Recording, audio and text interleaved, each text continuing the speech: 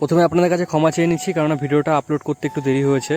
তো ভিডিওটা আমি চেয়েছিলাম কালকে আপলোড করার জন্য, কিন্তু কালকে আপলোড করতে পারিনি, এটা কিছু সমস্যা ছিল, সেই কারণেই।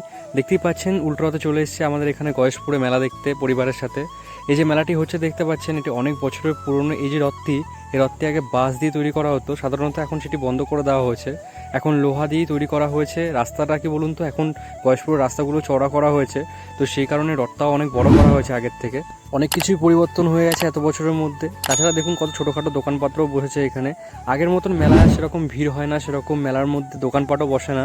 এখন এই যে রথটাকে নিয়ে যে রাখা হবে গয়েশপুর গোলবাজারের মোড়ের মাথায়, কিছুক্ষণ ওখানেই দাঁড়াবে, তারপর এখান থেকে সোজা টেনে নিয়ে যাওয়া হবে আমাদের এখানে যেখানে রথ থাকে সেখানটাতে।